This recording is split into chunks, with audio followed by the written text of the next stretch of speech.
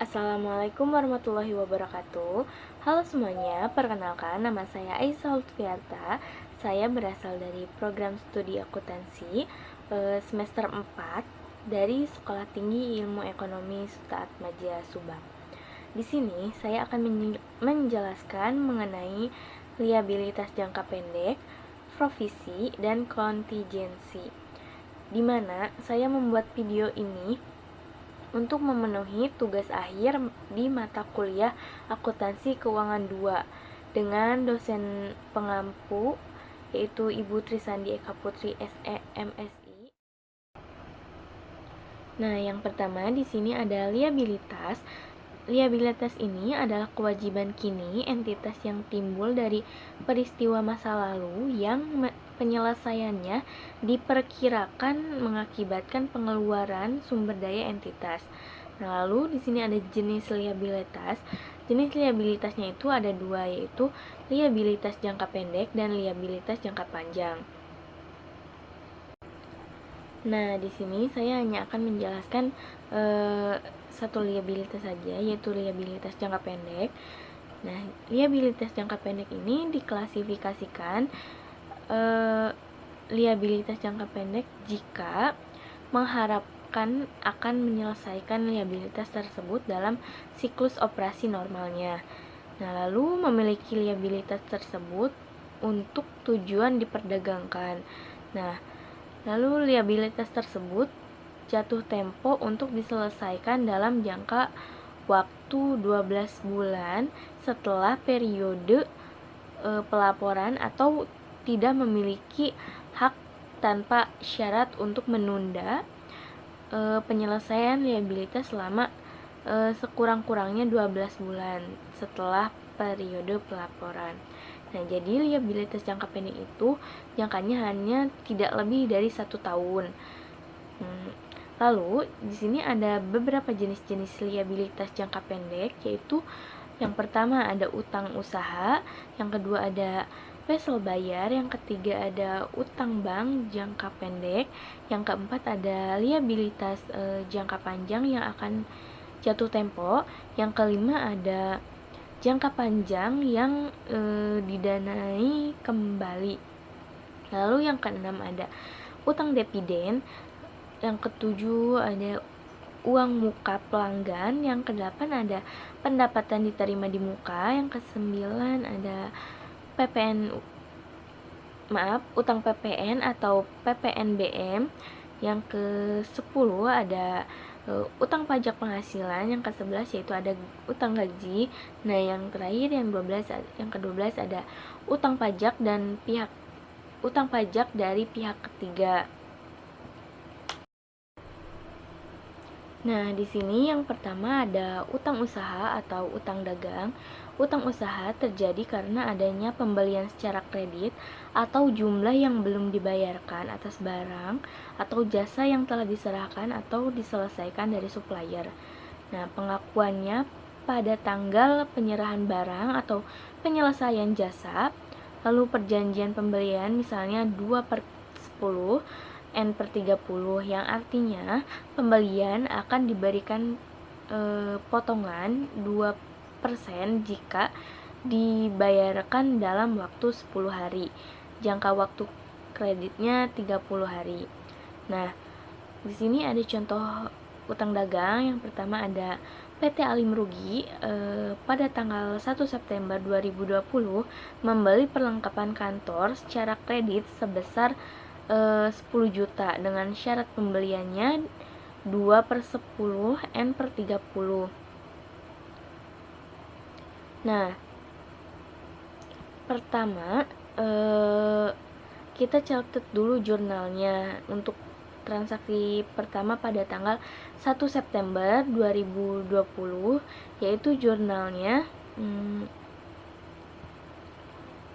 pembelian atau persediaan pada utang dagang sebesar 10 juta. Kenapa utang dagang? Karena di sini pembeliannya secara kredit. Lalu jika dilunasinya pada tanggal 8 September, artinya ini tuh dilunasinya sebelum waktu 10 hari itu, yang berarti si PT Ali meruginya itu mendapat potongan pembelian, karena tadi kan di soalnya syaratnya 2/10. Nah, maka jurnalnya yaitu utang dagang sebesar 10 juta pada kas dan potongan pembelian atau PBD. Nah, kasnya itu sebesar 9.800.000. Nah, potongan pembeliannya itu 200.000. Nah, si potongan pembeliannya itu 200.000 dari mana? Yaitu dari 10 juta dikali dengan diskon tadi yang 2%. Nah, hasilnya jadi 200.000. Nah, lalu kasnya itu jadi nggak 10 juta, jadi dikurangi sama diskon 200.000 ini, jadi kasnya itu 9.800.000. Nah,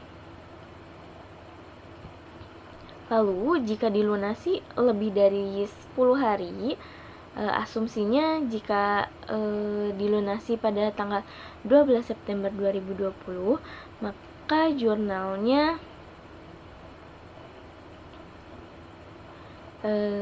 utang dagang pada kas sebesar 10 juta, karena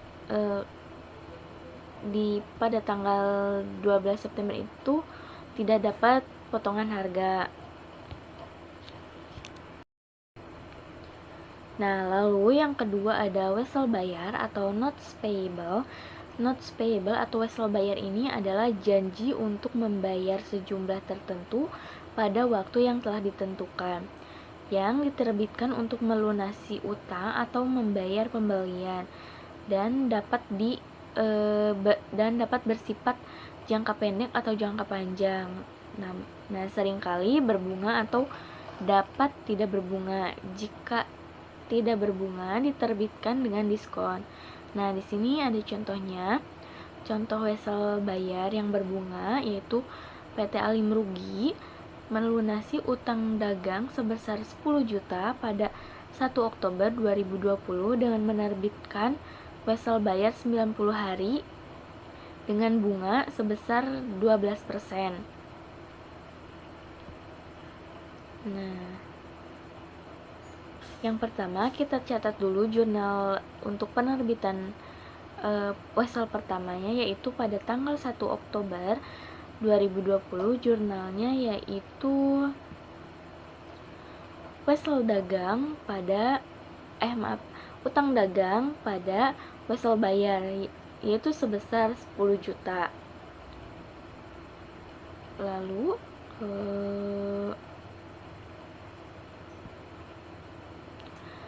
kita perhitungkan dulu untuk beban bunganya. Nah,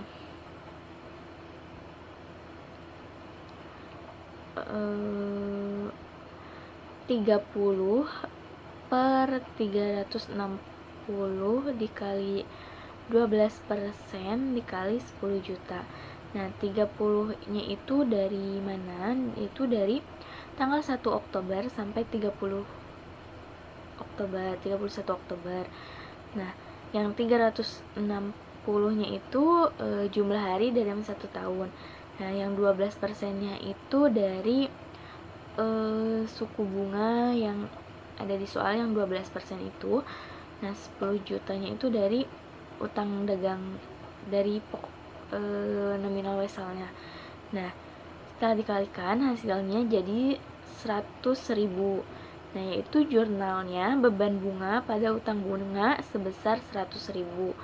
Nah, lalu jika dilunasi pada tanggal 29 Desember, jurnalnya itu wesel bayar dan utang bunga dan beban bunga.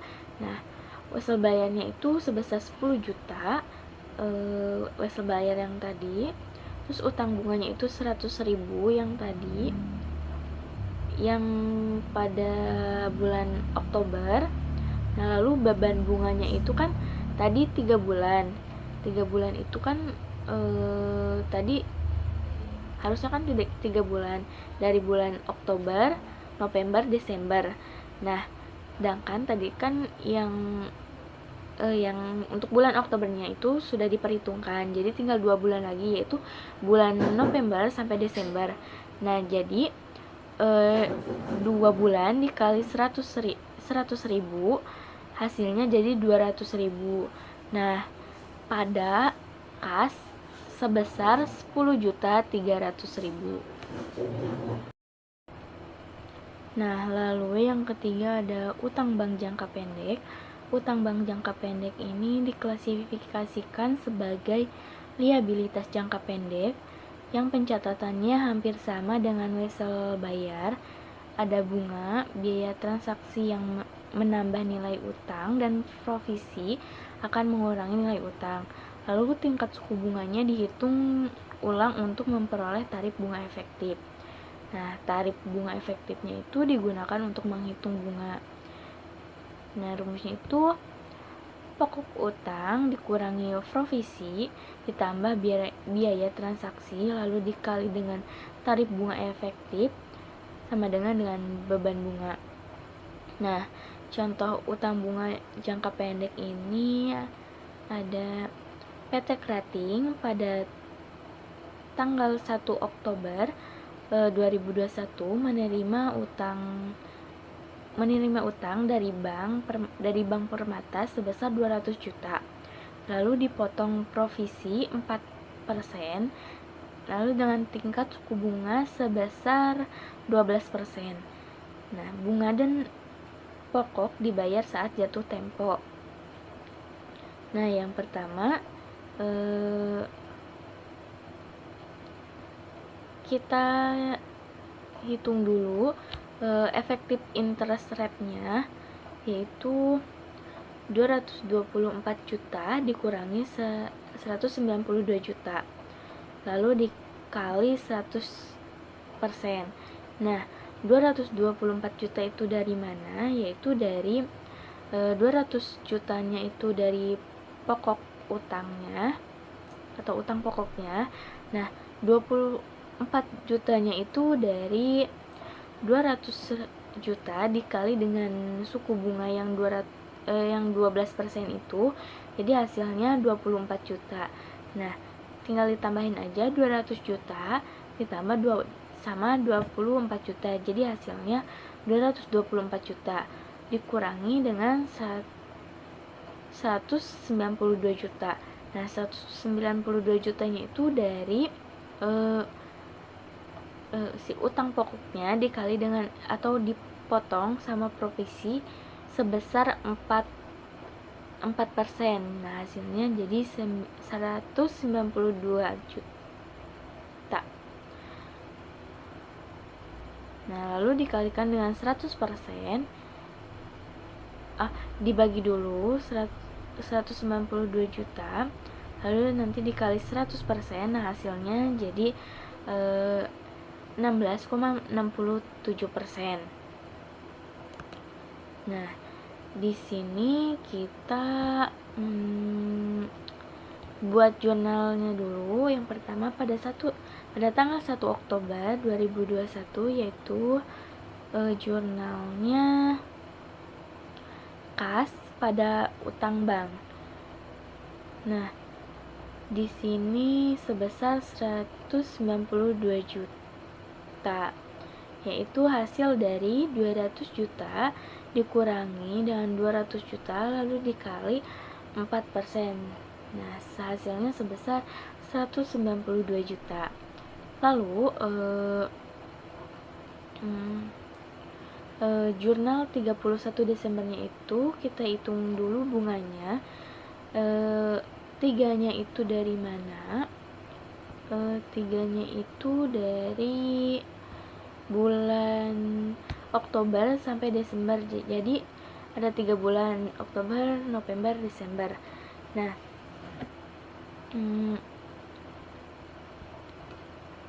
jadi di sini tinggal hitung aja 3/12 dikali 16,67% dikali lagi dengan 192 juta Jadi hasilnya 8 juta.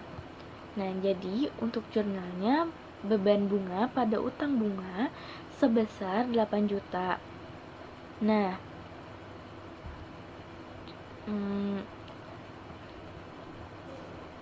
untuk utang bank jika dilunasi pada tanggal 1 Oktober atau pada tahun berikutnya, kan tadi kita sudah menghitung 3 bulannya. Nah, berarti untuk beban bunganya sisa tinggal 9 bulan lagi, karena 12 bulan kurangi 3 bulan, jadi sisanya tinggal 9 bulan lagi, maaf. Jadi perhitungannya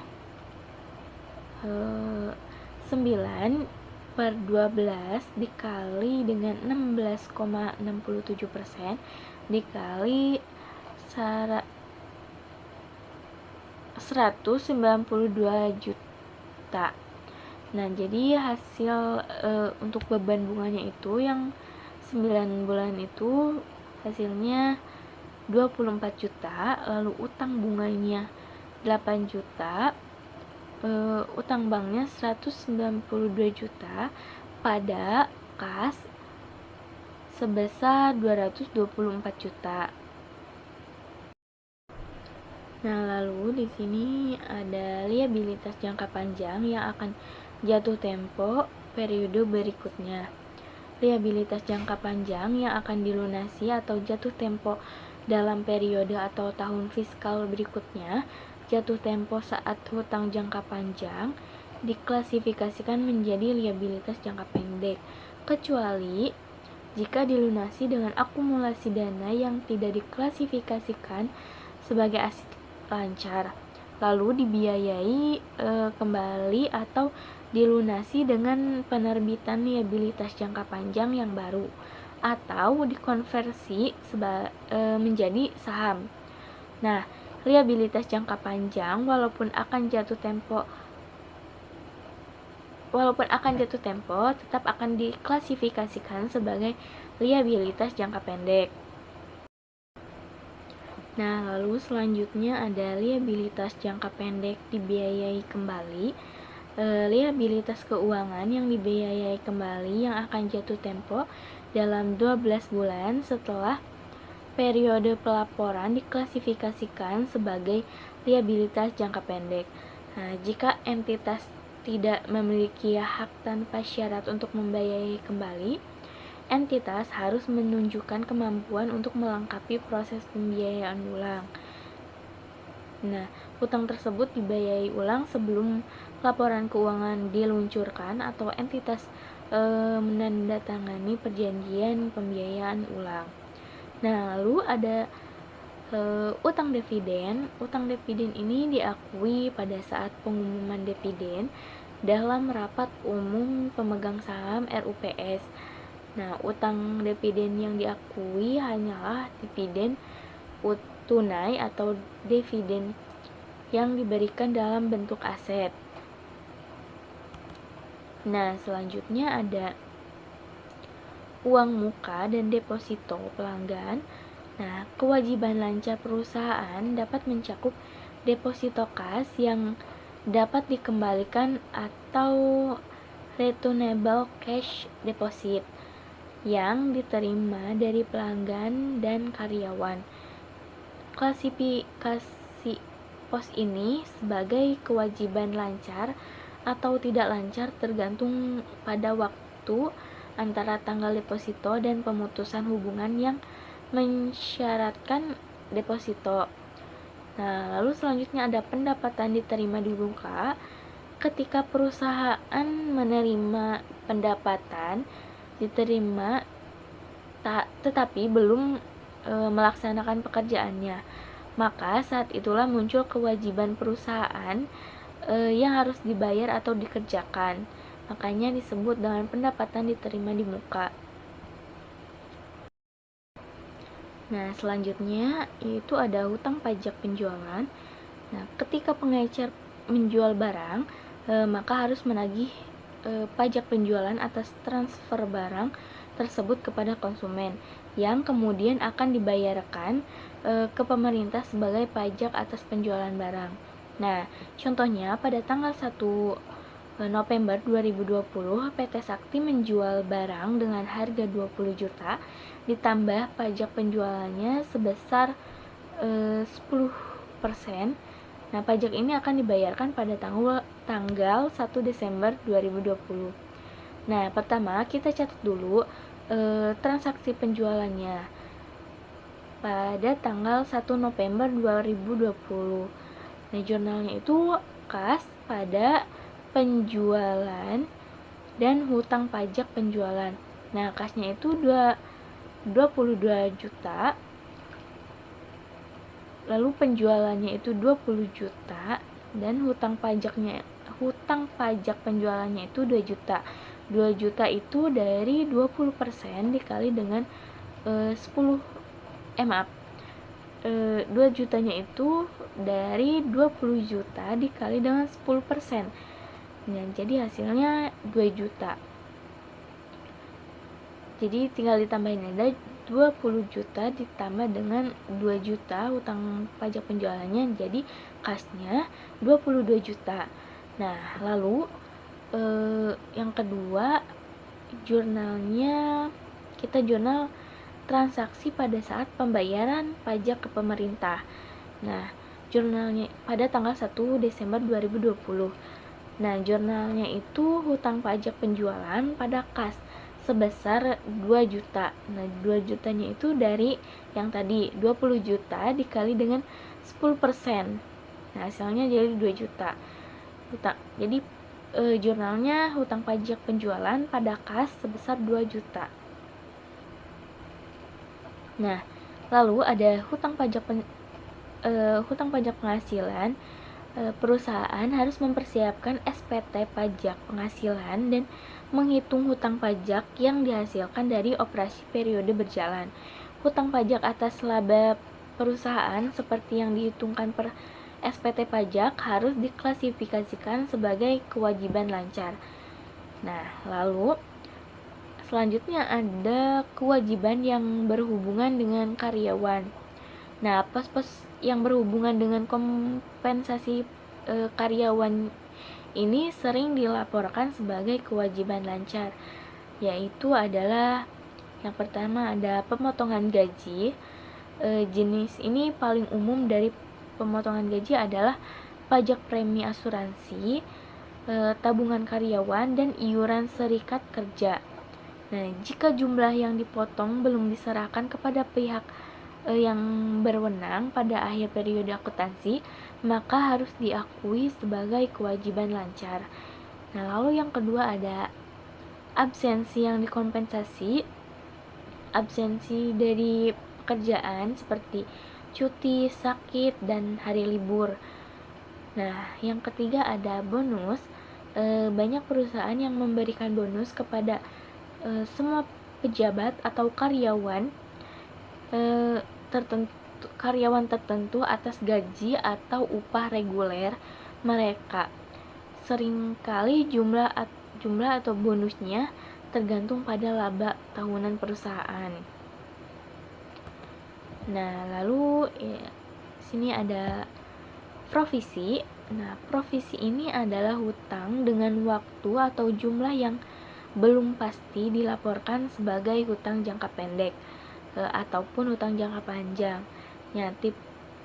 Tipe umum provisi ini adalah kewajiban yang terkait dengan litigasi, lalu jaminan atau garansi produk, lalu restrukturisasi bisnis, dan kerusakan lingkungan. Nah, selanjutnya ada pengakuan provisi. Nah, pengakuan provisi ini, provisi diakui jika entitas memiliki kewajiban kini yang baik bersifat hukum maupun bersifat konstruktif. Nah, sebagai akibat peristiwa masa lalu. Lalu, kemungkinan besarnya penyelesaian kewajiban tersebut mengakibatkan arus keluar sumber daya yang mengandung manfaat ekonomi, dan estimasi yang andal mengenai jumlah kewajiban tersebut dapat dibuat. Nah, jika kondisi di atas tidak terpenuhi, maka profesi tidak bisa diakui. Nah, lalu selanjutnya ada pengukuran profesi. Manajemen harus menggunakan pertimbangan berdasarkan pada transaksi masa lalu atau yang serupa, berdiskusi dengan ahlinya dan informasi terkait lainnya. Lalu ada beberapa jenis umum dari profesi, yaitu yang pertama perkara hukum, yang kedua ada jaminan, yang ketiga ada premi asuransi, yang keempat ada lingkungan, yang kelima ada kontrak yang memberatkan, yang keenam ada restrukturisasi. Nah, yang pertama di sini ada perkara pengadilan, klaim dan pengenaan. Faktor-faktor yang harus dipertimbangkan dalam menentukan apakah suatu kewajiban harus dicatat berkenaan dengan perkara pengadilan, klaim dan pengenaan, yaitu yang pertama, periode waktu di mana penyebab tindakan yang mendasari terjadi, lalu profitabilitas hasil yang tidak menguntungkan, lalu kemampuan untuk membuat estimasi yang layak mengenai jumlah kerugiannya. Nah, untuk melaporkan kerugian dan kewajiban dalam laporan keuangan, penyebab perkara pengadilan harus terjadi pada atau sebelum tinggal laporan keuangan. Nah, yang kedua di sini ada biaya garansi dan jaminan. Nah, jaminan garansi produk adalah janji yang dibuat oleh penjual kepada pembeli untuk memperbaiki defisiensi kuantitas, kualitas, atau kinerja suatu produk. Nah, ada dua metode dasar akuntansi untuk biaya jaminan. Yang pertama ada metode dasar kas, yang menurut metode dasar kas ini, cash basis method, biaya jaminan dicatat sebagai beban pada saat dikeluarkannya. Dengan kata lain, biaya jaminan ini dibebankan ke periode di mana penjual atau produsen menempati jaminan itu. Lalu yang kedua ada metode akrual. Menurut metode akrual atau accrual method, biaya jaminan dibebankan ke beban operasi pada tahun penjualan. Nah, ada dua pendekatan, yaitu pendekatan jaminan beban dan pendekatan jaminan penjualan. Lalu yang ketiga di sini ada premi atau hadiah dan kupon. Perusahaan harus membebankan biaya hadiah dan kupon pada periode penjualan terkait. Nah, menurut akuntingnya atau akuntansinya, kita estimasi jumlah hadiah beredar yang akan ditebus konsumen, lalu bebankan biaya hadiah yang beredar pada biaya hadiah atau hutang hadiah. Nah, contohnya pada PT Jimmy menawarkan pelanggannya tumbler sebagai penukaran atas 20.000 dan 10 tutup botol kopi. Nah, tumbler ini berharga pokok 40.000 dan PT Jimmy mengestimasikan bahwa 70% dari tutup botol kopi akan ditebus. Nah, yang pertama, untuk mencatat pembelian 50 tumbler seharga 40.000 per botolnya, yaitu jurnalnya persediaan tumbler hadiah pada kas sebesar 2 juta. 2 juta ini dari mana? Dari 50 tumbler dikali dengan harga pokok tumblernya sebesar 40.000. Nah, lalu untuk mencatat penjualan 500 botol kopi seharga 50.000 per botol. Nah, jurnalnya yaitu kas pada penjualan sebesar 25 juta yang berasal dari 500 botol dikali dengan 50.000 per botolnya. Nah, lalu untuk mencatat penebusan aktual, nah dari 250 tutup botol, yaitu jurnalnya beban hadiah pada persediaan tumbler sebesar 1 juta. 1 juta ini dari mana perhitungannya? Yaitu dari 250 tutup botol dibagi 10 dikali 40.000. Nah, 10-nya itu dari mana? 10-nya itu dari setiap penukaran tutup botol, kita itu harus menukar 10 tutup botol yang bisa ditukarkan dengan tumbler. Nah, jadi 250 dibagi dengan 10 dikali 40.000. Jadi hasilnya 1 juta. Nah, untuk lalu untuk pencatatan ayat jurnal penyesuaian akhir periode atas estimasi kewajiban untuk penawaran premi yang berlaku, yaitu jurnalnya beban hadiah pada hutang hadiah sebesar 400.000. Nah, untuk perhitungannya yaitu total tutup botol yang dijual di tahun bersangkutan yaitu 500 pieces. Nah, total estimasi penebusannya itu 350 itu dari 500 pieces dikali dengan 70%. Ya, hasilnya 350. Nah, untuk tutup botol yang ditebus di tahun yang bersangkutan itu sebanyak 250 pieces. Nah, untuk estimasi penebusannya itu, penebusan di tahun berikutnya itu sisanya jadi 100. Sisanya itu dari 350 dikurangi dengan 250. Nah, sisanya jadi 100. Nah, untuk biaya estimasi klaim yang beredarnya itu 400.000 seperti yang tadi. Nah, 400.000 itu dari mana?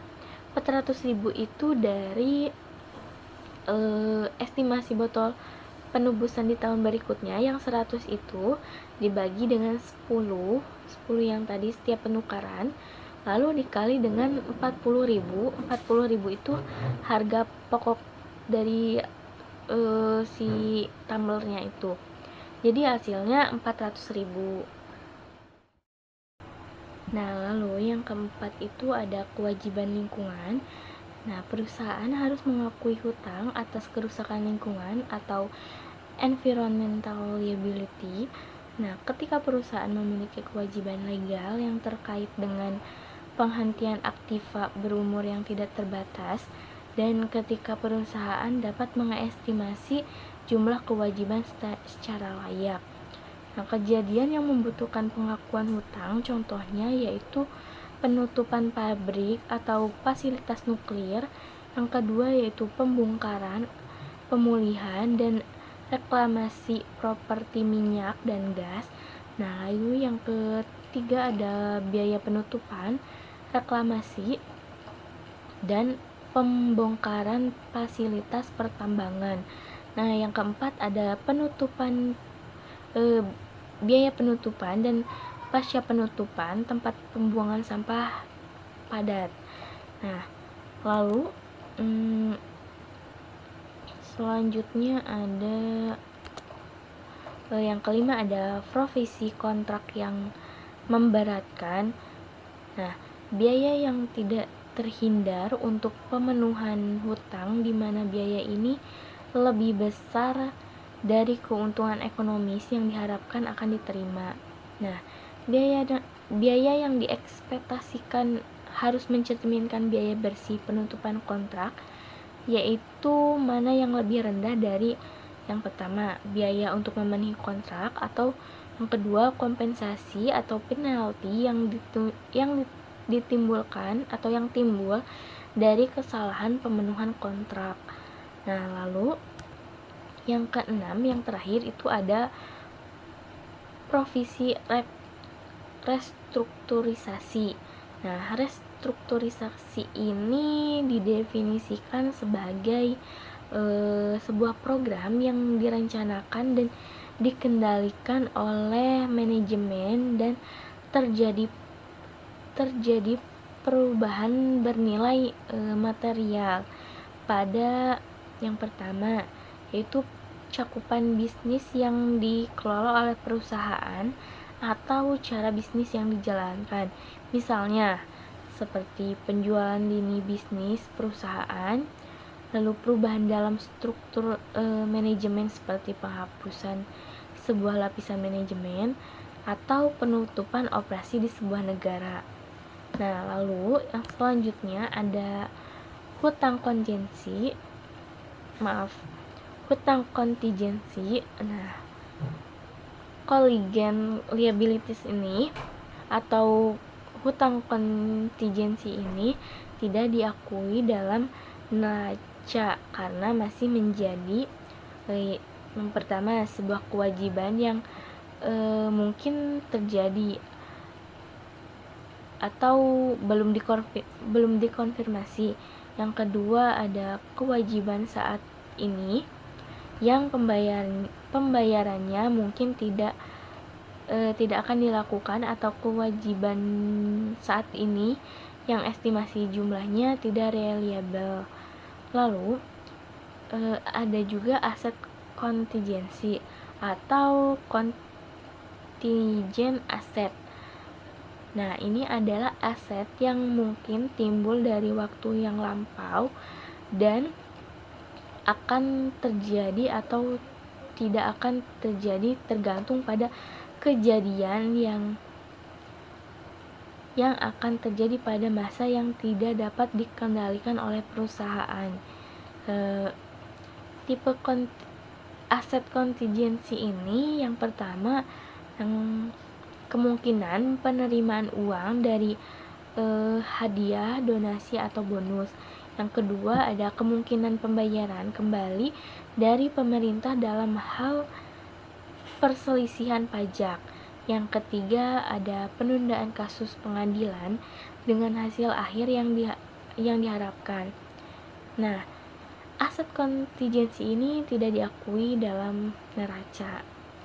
Baik, segitu saja penjelasan tentang liabilitas jangka pendek, provisi, dan kontingensi dari saya. Mohon maaf apabila ada salah kata atau salah penjelasan atau kurang dari penjelasan saya. Mohon maaf bila ada kesalahan. Wassalamualaikum warahmatullahi wabarakatuh.